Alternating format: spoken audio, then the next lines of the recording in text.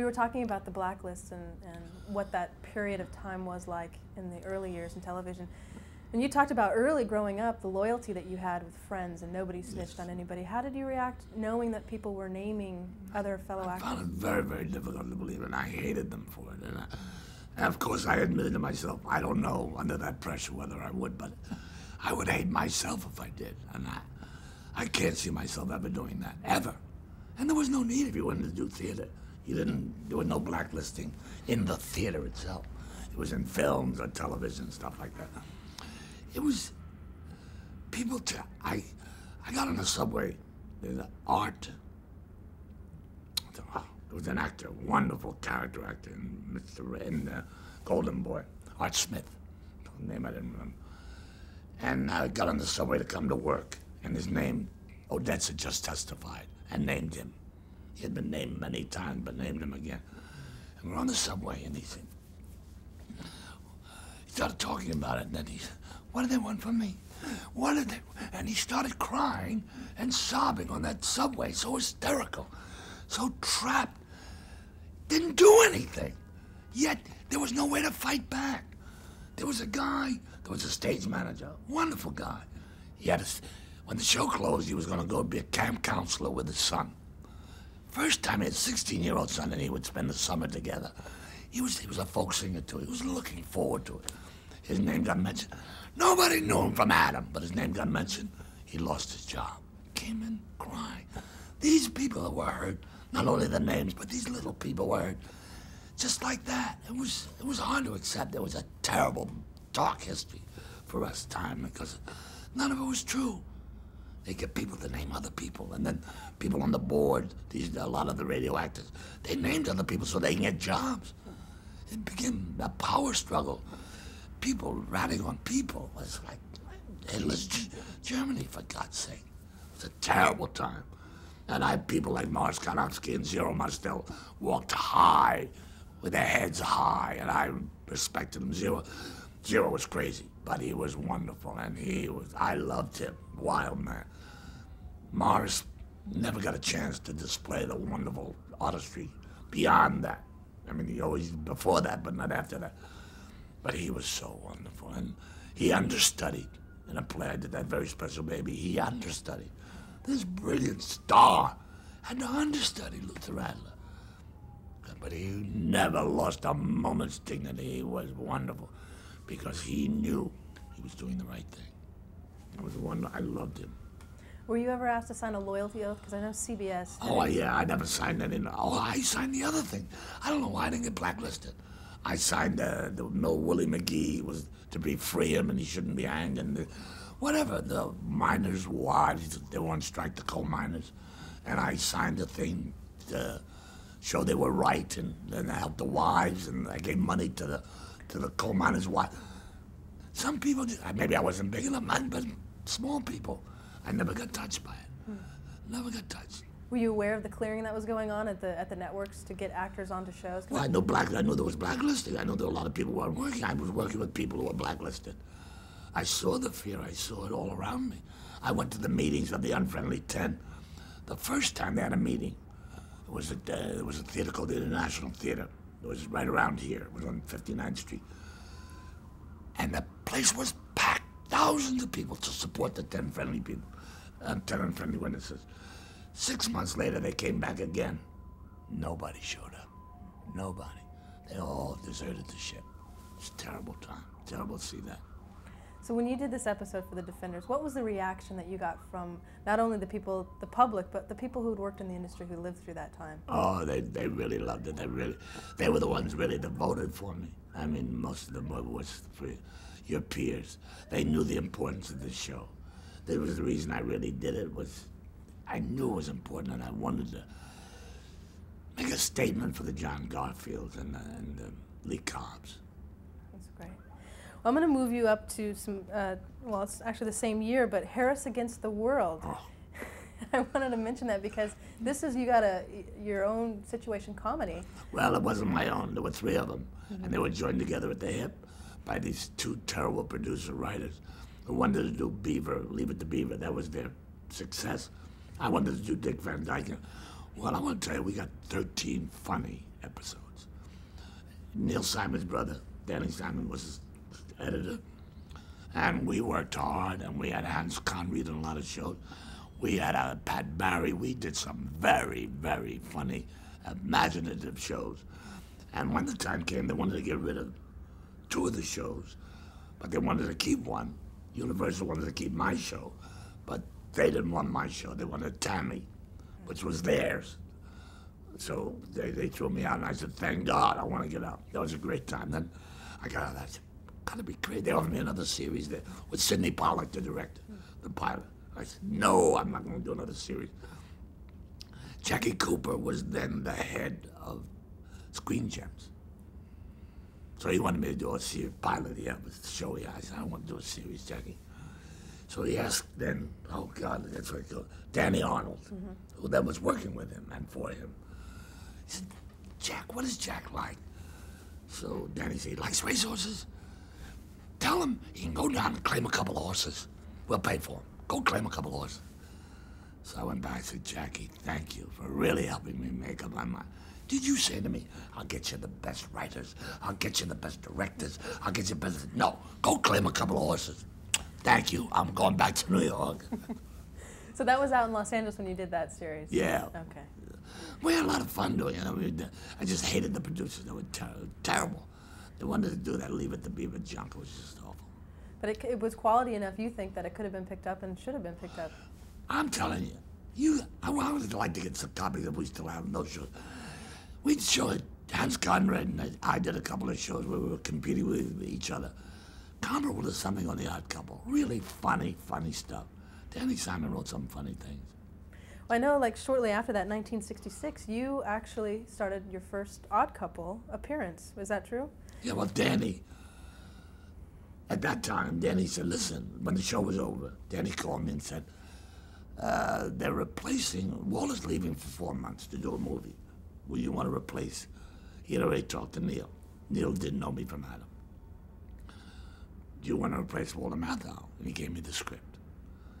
I was in Hollywood, I was on the couch reading it. I came to the line, he said, he's going to go to Florida for the summer. He said, who goes to Florida for the summer? You get the best hotels at 1/6 the rate. And the guy says, some vacation, 6 cheap people in an empty hotel. As I read it, I fell off the floor laughing. It was already, it had been on the, it was, I don't know how, I just knew it was the greatest thing. I said, you bet, I love it. So I went back and I replaced Walter. This was on Broadway? On Broadway for 4 months. And who played Felix? Eddie Bracken. And what was your chemistry like with him? Not anything extraordinary. Eddie is a wonderful actor that does his thing.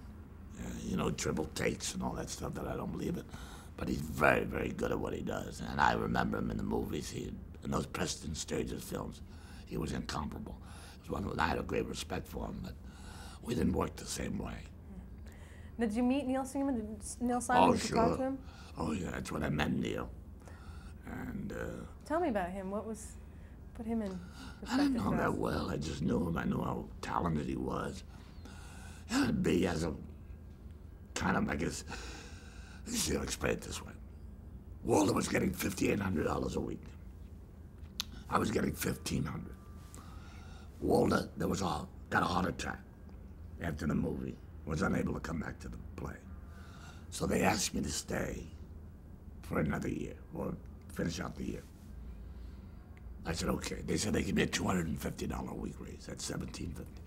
I said, look, give me a $500 raise, and I'll stay. It'll be I never made $100,000 in 1 year. They said, no. I said, fellas, you're still going to save $3,800 a week. We're packing them in there standing, and there was standing room every night. I got great reviews. They said, no. Neil said, no. They figured that I would never quit. Or that, you know, it was such a wonderful opportunity for me, or that anybody could play the part. So I said, thank you. My agent couldn't believe I was going to quit. I said, I quit. No, I said, I quit. I don't get it, I'm out. So I got out of the play, and the show should have run 5 years. It didn't run as long as Barefoot. and it was much better than Barefoot. It's the best plays ever written. 2 years later, I go to London. I do it in London. We get the best reviews that American comedy has gotten in 40 years. They said, this ticket will be as hot as Olivier's Othello. We're packing them in every night. I win the award as the best foreign actor. Neil comes over, he sees the play, we talk. He goes back to the producer and says, maybe we should have given them the other $250. Then we should have, maybe. I mean, he had a little ego attached to it, you know. But we got like, our relationship now, I think, with this new play, Sunshine Boys, is really coming to fruition. He really, I think, knows what contributions Tony and I make and how good he is. God, he's a good writer. Yeah, that's great. Well, in 1970, though, they approached you, did they not, to do the television show? I know they wanted to start up a series called The Odd Couple. Yeah, well, what was your reaction to that? I was with Penny Marshall. I was doing a show called Here Comes Bronson. And we were lying in the sun, and she came back and she said, I just talked to my brother, and he wants to know if you want to do a series on The Odd Couple. I said, who's your brother? She said, Gary Marshall. I don't know him. I said, no, I don't do another series. I'm a serious actor. I don't do comedy. I don't do series anymore. I had bad experience with it. And that was it. It wasn't until I did a play that it took me 10 years to get on. That was written for me in the wintertime, commuting, freezing my butt off. The director was terrible, couldn't get him fired, and it lasted 4 performances. The title was longer than the run. And I thought, what am I, crazy? I'm 46 years old. I got like $12,000 in the bank. I got 2 kids. I did own a couple of houses. I could work all I wanted, but I couldn't make the real money. So I said, oh, the hell with it, I'll do The Odd Couple. So I called him, that's when I did it. But did Gary actually approach you at first with the script? I mean, how did... No, then I said I was interested, and then they sent me the script. My agent then got another call about it. I think they revived it the following year. They were looking around because Tony wanted Mickey Rooney. He had been doing it on the road with him. And Gary wanted me. And they had said to Gary, but he doesn't do comedy. He said, yeah, I saw him do it. So I thought he'd see me replace Walter. But no, he'd seen me. He said, I saw you with Ethel Merman. And she was singing to you and spitting all over you. And you never showed it. And I said, that's a good actor that doesn't show the spit. That's why he gave me the part. Well, what did you think of the initial script then when you read it? It was funny as the play. There was that one line where he said, we're having an argument. He says, you could eat off my floor. You could eat off my floor 2 eggs, half a tuna sandwich. And it just knocked me out. It was very funny. Jerry Belson and Gary are 2 fine writers. Well, tell me about the first time you actually read with Tony Randall. I mean, you'd worked with him before, hadn't you? Worked with him in a show called Appointment with Adventure. I'm sure he told you about it. 1950 piece of junk that we did in summer replacement for Goodyear or something like that. But that was it. That was it. Yeah. So when you actually sit down to read and go over the script, was the chemistry already there? I mean, was it? No. Was it Oscar and Felix? No, it was 2 good actors who worked the same way, working. But it was not really very. We didn't do the first one first. The pilot we didn't do first. We did it later. But it took a while. We worked the same way. We respected each other.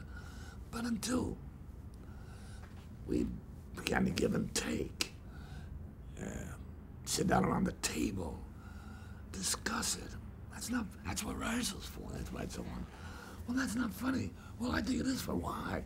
And I got to know what he liked, and he knew what I liked, and we began to understand each other. What was your approach to Oscar, the TV role versus what you'd done on stage? Same, exact. It's me. Sloppy, gambling, womanizer, I mean, all the thing. Did you add anything else to the character? Yes, I added love. The one thing that is in the play, but you gotta play it, is love. That when he says, and it took me a long time to find it out, but I said, there's something wrong here. But in the play, he says, and then you moved in, my closest and dearest friend.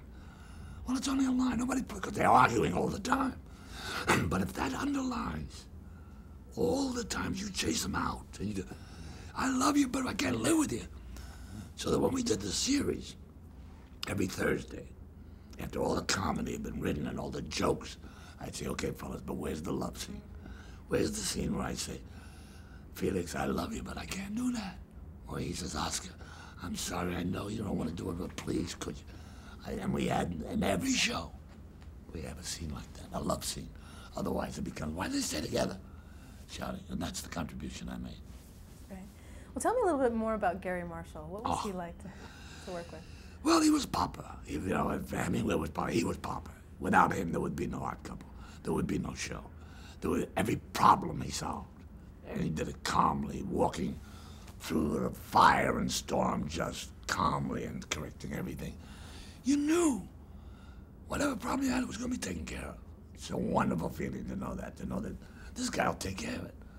Everything, everything. He's clever, director, writer, human being, friend. He just is the best, the best.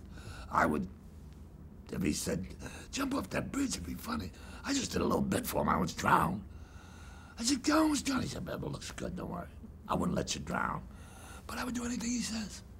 I had faith in him. Did Neil Simon approve of what you guys were, did he like No, Gary? he didn't like The Odd Couple.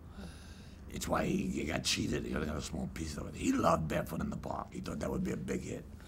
He said, how many clean and dirty jokes can they do? So he underestimated us, I think, and Gary and Jerry and Harvey Miller. So he took a small piece of it. He could have made a lot more.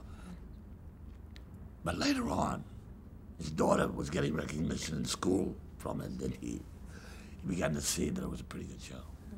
Well, tell me about Jerry Belson and Harvey Miller. Well, they're the best. They're the other two. Puncher-uppers, yeah. I mean, the jokes.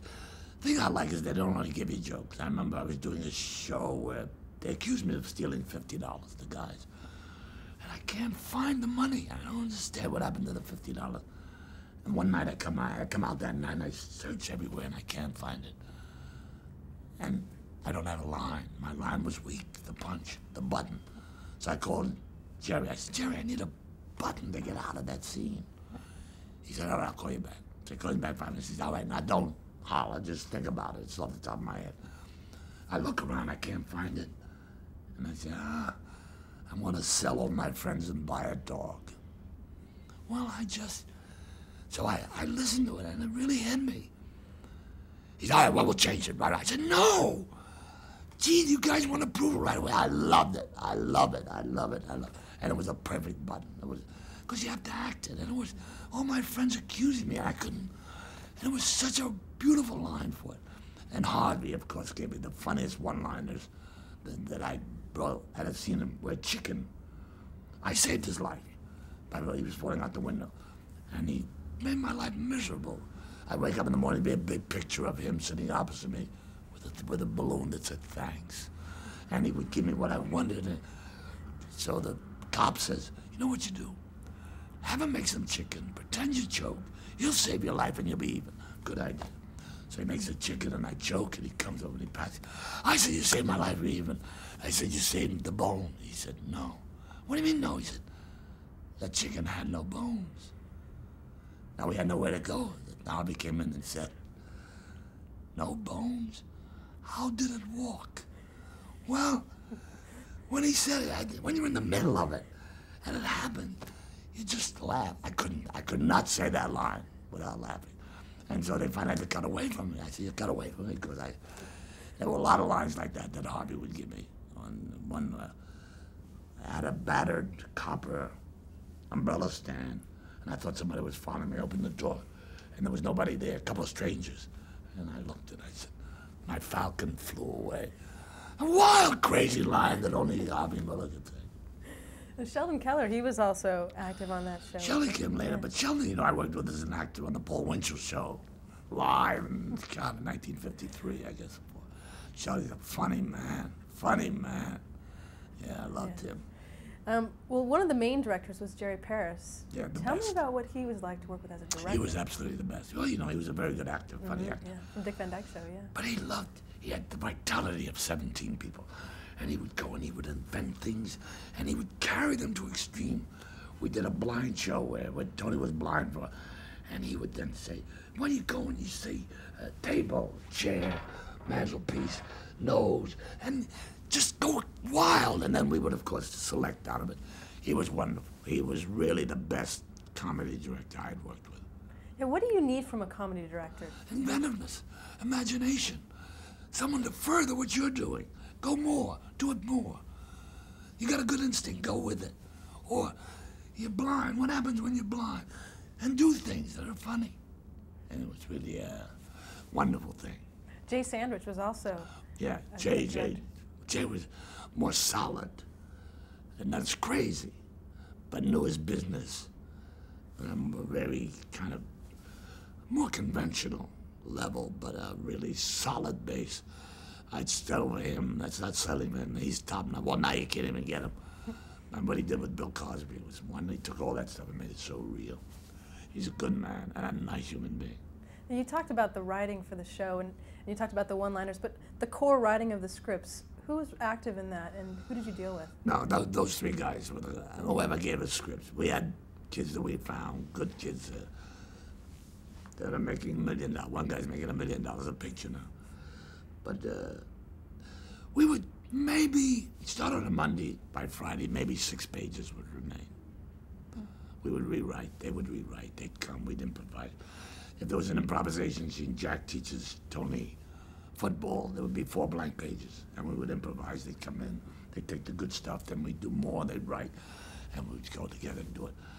And a lot of writers wouldn't write for us anymore because they said, "You destroy our scripts." Because you like it more I can't even say the word. Yeah, improvisational. Yeah. But improvisational. And then set it. I don't like to go in the air. I like talking because I just tell the truth. But when I'm acting, I want to be well prepared. Right. Then I can make it spontaneous. Well, September 24th, 1970, The Odd Couple debuts. What was the reaction to the first show? Who cares? Who saw it? Nobody. What is that? Two homosexuals. Oh, we got such response. Well, see, we did the first 9 shows were done one camera. First 15, I think. And they weren't very good. The one cameras are the worst shows we did. But we were pretty good, but we were never out of the bottom 10. 20. Well, we were lucky we got in the bottom 20. We were 40th or 44th. Nobody watched us.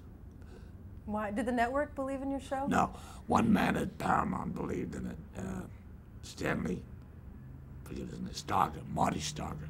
He believed in it. And the show was cheap. The whole show cost $125,000. I was getting $3,500, $5,000 a show. Tony was getting $7,000. That was it. No, $125,000 an episode. ABC was the 3rd network. They had nothing else to put on anyway. So they canceled us every year. But then they had nothing better to put on, and Marty said, "Leave it on. It's a good show." And they made millions, hundreds of millions of dollars on the show. Well, you talked about the homosexuality of it. Was that a network concern that they thought? Yes, big. So they had us bring in the Pigeon Sisters. That still didn't allay their fears. So we did it was my agent, Tony, my agent, Abby Greshlow, came up with the idea of the narrator at the beginning. He was married and he was thrown out. I was married and I was thrown out. And so they accepted it that way. God, so and if you think that's gone, look at poor Ellen. Yeah. So it's fear, buck. Make the buck. We'll lose the audience, we'll lose the buck. Stand up for something, yeah, that'll be the day. Yeah. Well, you talked about the one camera shoot, which is interesting. Was it your idea to go to 3 cameras? No, it was Tony's and mine. We hated that laughter, canned laughter. And I was always, it was a gimmick for us, really, though. I wouldn't do one camera. We went on a campaign after we'd been canceled 15 shows. Called every newspaper for 3 or 4 days in the country. Hundreds of little towns saying, support us in getting rid of the canned laughter. And we got 250,000 letters. And I said, all right, let them do 9 more. So we did 9 more. 2, 3 cameras, and then it started. And then you brought in an audience. And we brought an audience. What was that like? theater. They laughed like they laugh now at Sunshine Boys. It was theater. I mean, we did it for them, and we had very few retakes, very, very few. I mean, and they loved it. It was theater. We didn't sweeten it at all. That's all the laughter you hear. How does that, I know today when they talk about real laughter, sometimes you have to worry about editing it in there, but did that always interfere with your performance? Like if the laughter was so big? No, we would wait. We waited. Tony and I acted like it was the theater. I mean, that was it. And so there wasn't much ad-libbing during the show. It was all your preparation leading up to the show. No ad-libbing. We know that. I did one ad-lib in 114 shows. And I was taking a dog, sneaking him out of the house. And the trainer was over there, which was where Tony's bedroom was. And I'm walking out, and he kept looking over there, and I said, "It's easier if you don't look back." And that's the only ad-lib I ever did on that show. And partly because you were so active in the writing all the way through. We had the best writer. We're going to improve on young Gary and Jerry and Harvey. You can. So no. And if we did it while we were rehearsing. And they would come in and disapprove, and give us better lines. Or we would give them better. Then we would sit around the table till 11 o'clock at night. We worked our butts off on that show.